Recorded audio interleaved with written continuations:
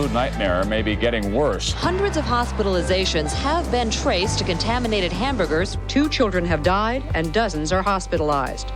It was one of the worst food poisoning outbreaks in U.S. history.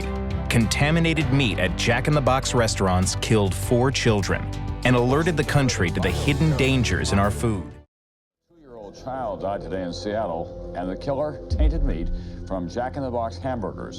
It all began in January when the first of what would be more than 400 people reported that they had become sick after eating contaminated beef. 7 new cases of E. coli poisoning. 3 young E. coli patients remain hospitalized at this hour. The infection claimed its first life. As the news spread, some, like Darin Detwiler, decided to avoid hamburgers. My family just put some thought in terms of, well, okay, let's not eat hamburger, let's definitely not eat a Jack in the Box. But Darin's son Riley was infected anyway by another child at his daycare who ate at the restaurant. We took him to the local hospital and he was seen and he was tested and he got worse and worse and worse. In Children's Hospital tonight, this child becomes the 17th young patient there fighting E. coli bacterial infection.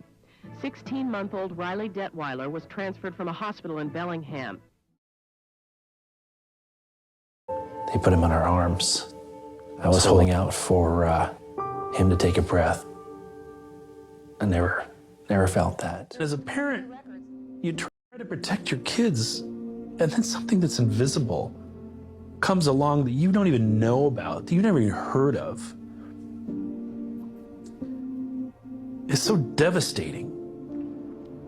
Doctor says, you're going to ask about second opinion and third opinion, but there's 0 chance of recovery at this point, that there's been so much organ damage and we're not able to get enough oxygen into him, and that the amount of brain damage at this point, keeping him on life support any longer would be abusive.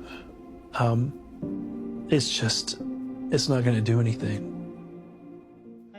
Good evening. The E. coli epidemic took another prisoner today. He died Sunday from E. coli poisoning. A 17-month-old Bellingham boy finally succumbs to the deadly E. coli infection. Our top story, the death of little Riley Detwiler. Riley died at 10:30 a.m. Cause of death was respiratory failure. Riley died after 3 weeks in the hospital, and Detwiler went on to become a food safety advocate. 3 other children also died in the outbreak.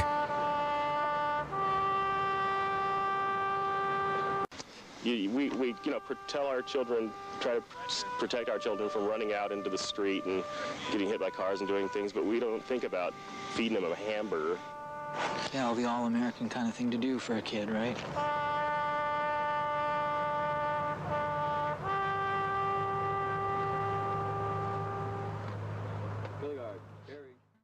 Jack in the Box didn't cook its hamburgers to a high enough temperature to kill E. coli, in violation of Washington state rules. But the beef was contaminated before it even reached the restaurant.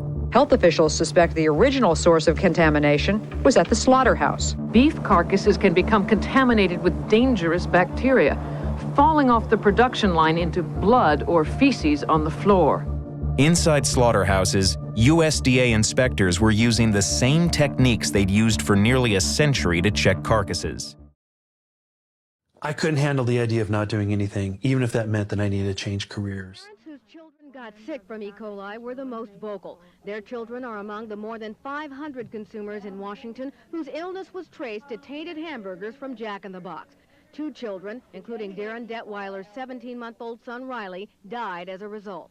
No product, no industry, and no job is more important than the life of a human being, especially that of a young child.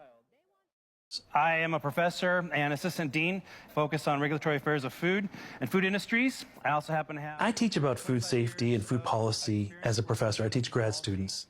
I had to try to do something to prevent others from being in the same situation.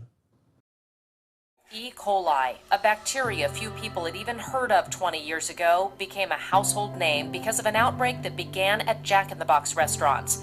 We learned a tough lesson through Riley, the 3 other children who died, and the hundreds who were sickened.